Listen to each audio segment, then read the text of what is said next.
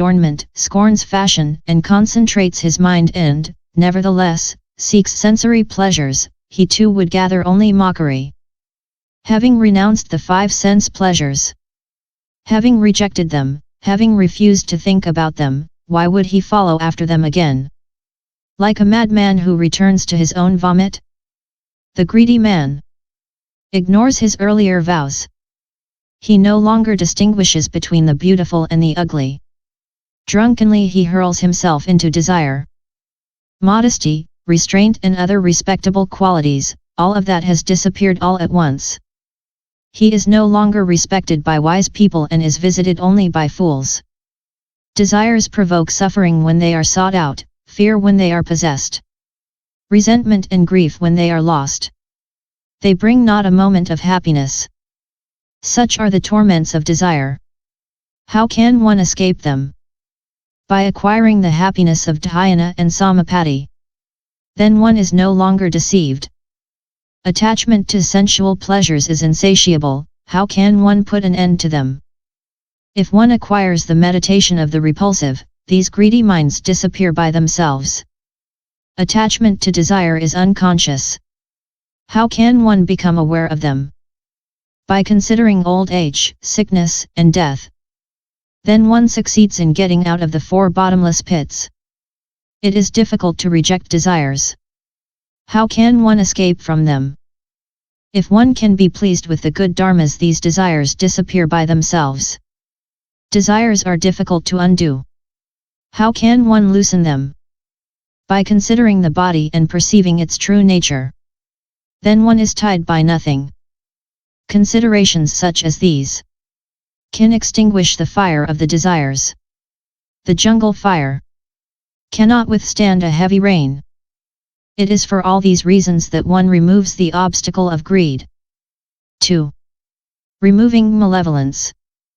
The obstacle of malevolence is the origin of the loss of all good dharmas. The cause of falling into the unfortunate destinies, the enemy of all happiness, the abductor of good minds, the reservoir of all kinds of harmful speech. The Buddha addressed the following stanzas to a wicked disciple.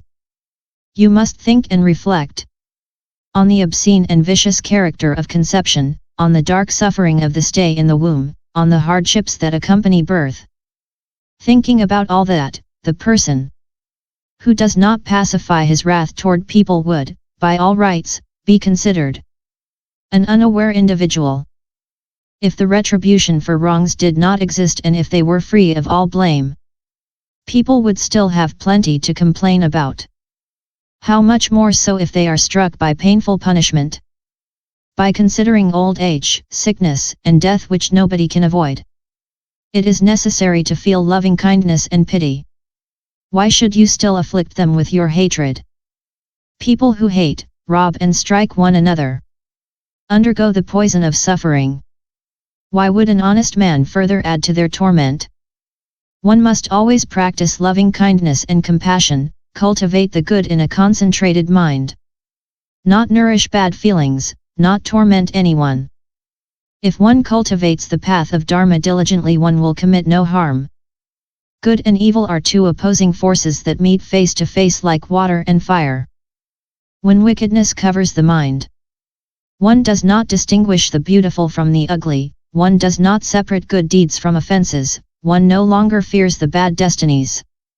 One does not take into account the sufferings of others, one does not clean up physical or mental fatigue.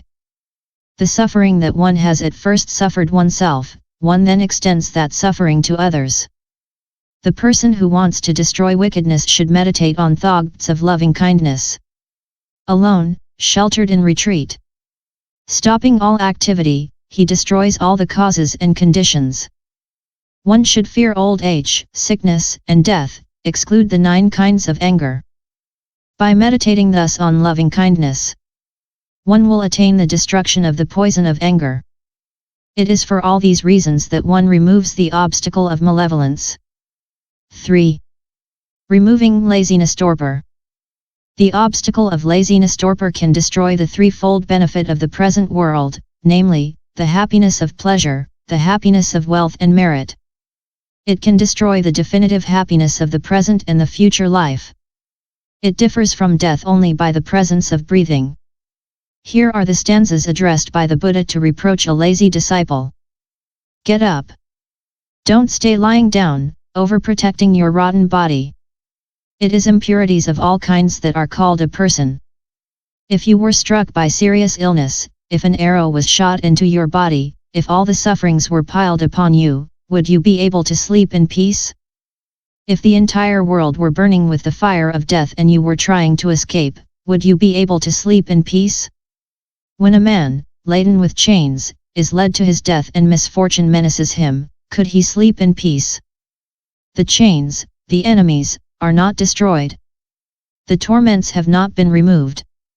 If you were spending the night in the same room as a poisonous snake, or if you were going to engage in battle with a bladed weapon, would you then sleep in peace? Sleep is this deep darkness where nothing is seen. Each day it comes down over us and steals one's clarity. When sleep covers the mind, nothing more is known. In the face of such a great loss, could you sleep in peace? It is for all these reasons that the obstacle of laziness torpor is condemned. 4. Removing excitement and regret. The obstacle of excitement and regret. Excitement is a dharma that harms the mind of the monastic. If a person with concentrated mind cannot remain faithful, then what can be said of a person with a scattered mind? The excited person is uncontrollable as a mad elephant without a hook or a camel with pierced nose. Some stanzas say, you have shaved your head. You have put on the kazaya. Holding the clay begging bowl, you go to beg your food. Why do you still take pleasure in excitement? You will lose the profits of the religious life after having already renounced the joys of the world. The person who is prey to regret is like a criminal always tortured by fear. When the arrow of regret has entered the mind, it is implanted there and cannot be torn out. Some stanzas say, if he has done what he should not do. If he has not done what he should have done, he is burned by the fire of regret. Later, he will fall into the bad destinies. A man can regret his crime. After having regretted it, he should forget it. In this way his mind will find peace.